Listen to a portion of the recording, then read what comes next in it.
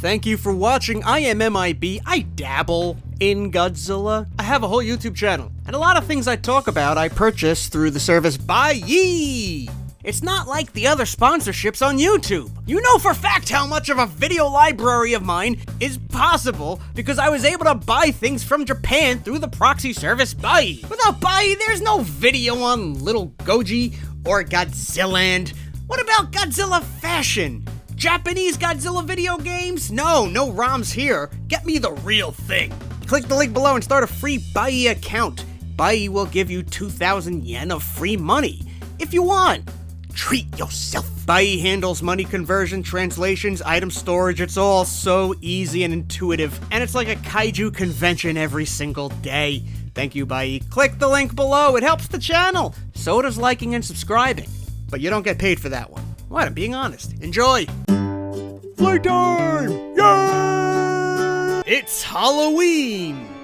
In June! If you need a refresher, Ben Cooper was a company known mostly for their Halloween costumes from the 1930s all the way to the late 1980s. These are the costumes my generation grew up with. Look, that's me! A Ben Cooper Mickey Mouse. I'm Ben Cooper Mickey Mouse. In 2024, NECA introduced a new toy line featuring children wearing classic Ben Cooper Halloween costumes. It started with some classic movie monsters, and since then they've released DC heroes, and even modern characters who've never actually had a Ben Cooper costume. The moment NECA started this, I was hoping and praying they'd do a figure based on the infamous Ben Cooper Godzilla costume. I did a whole video on it in the early days of Playtime. And now, in 2025, it has happened. Godzilla has joined Series 7 of the NECA Ben Cooper toy line, alongside the likes of Jaws, Planet of the Apes, The Fly, and Tarman. An action figure of someone wearing the Ben Cooper Halloween costume is the stuff of dreams for a guy like me, but as we collectors are learning, lately anything is possible. So let's check out a toy of a boy dressed like Godzilla. The box is about 7 inches high. The guy inside is 5.5 inches. Now, the actual Ben Cooper Godzilla costume came in a few different boxes. The one I own happens to say Famous Faces. But there was a box that featured art of Godzilla, and that's what this box pays homage to. And it is a slam dunk. They're using the exact Godzilla art, the logos, the background. It is the perfect representation. And there's more of this art on the side of the box.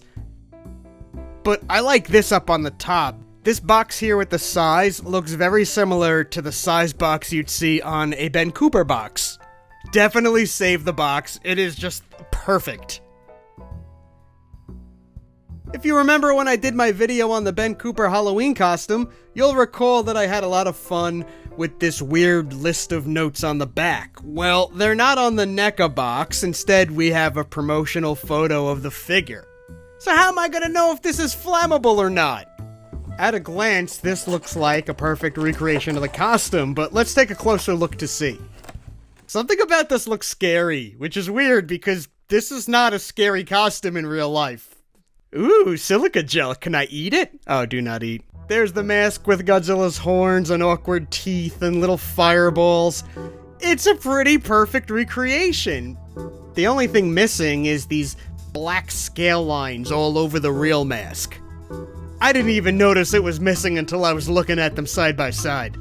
Another slight difference, on the toy, the front snout protrudes just a smidge more than the actual mask does. The real mask is very flat, pretty much like all these Ben Cooper masks. On the toy, the snout's coming out a little more. The kid under the mask is doing some intense side-eyeing. Who's under there? The mask doesn't come off, of course, but I really wonder what's under there on this toy. The kid kinda has my hair, so I really like that. But look at this. The string in the back is tied in a knot. That's not how these Ben Cooper masks work. They had that stupid string stapled to the sides of the mask. Even if your string snapped, you probably wouldn't tie it together in the back like this. Boo! Boo to this figure! But the big thing that's always stood out to me about these toys is the fabric they use for the costume smocks. It's not vinyl like the real costumes, but the material they use really mimics the look and the shine of the real thing. This looks like a shrunken Ben Cooper costume. Now, there are at least 2 Ben Cooper Godzilla costume variations. I have this one that has these little yellow scales all around the top part, and there's another version that doesn't have those same scales, but instead sort of these particles. Another variation is that sometimes the costume has the full Godzilla King of the Monsters logo, and sometimes it just says Godzilla. The NECA toy is based on the version that has just Godzilla with the yellow scales on the top. Also on my costume, the entire back is red like the pants, while on the NECA figure, the back of the shirt is yellow. Psh! Also, it has a Velcro opening? Oh, it's removable? Why? Wait a minute, can the kids change costumes? What? It doesn't really go past the shoes, but I'm gonna put this costume back on before I wind up on a list somewhere. My complaint is the feet. They bend inwards, and you really can't correct that because there's a weird ball joint for an ankle, and it wants the toes to face any direction except forward. Because of this, the figure does not easily stand without some work.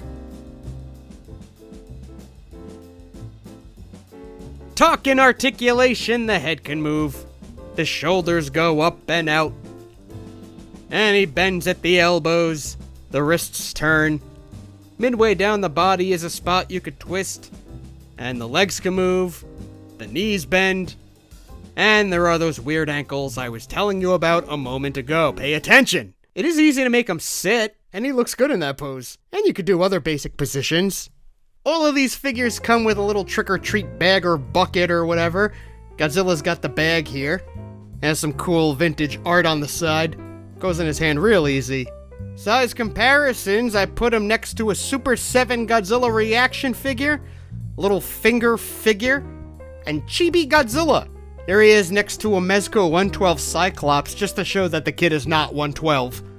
We got a Haya 1991 Godzilla, an Imperial Godzilla, and a Weirdy Wiggly. What? Bonus time! In addition to costumes, Ben Cooper made a Godzilla figure. These had their own Godzilla art on the box. Ben Cooper sure loved giving Godzilla those terrifying red eyes. And each Wiggly came with a tag wrapped around its neck and going into its mouth and through its head. Ew. Ben Cooper used to sell other characters like this and called them Jigglers. One of the classic Jigglers was this sort of T-Rex.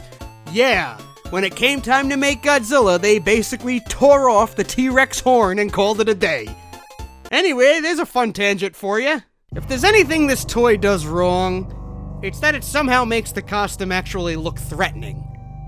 I mean, like, I feel like I'm looking at Sam from Trick or Treat. This is like, he's gonna get stabby. There are hundreds of Ben Cooper costumes across decades. NECA will never run out of ideas for this toy line. I hope one day they do the King Kong costume so I can match these 2 figures up. NECA Godzilla will begin popping up around fall. Tell me what you think. Will you pick them up? And what costume do you hope NECA does next? Now I want someone to make an action figure out of my inflatable Godzilla costume. And whatever the hell this is. What is this? I don't care. I want a toy of it. Goodbye.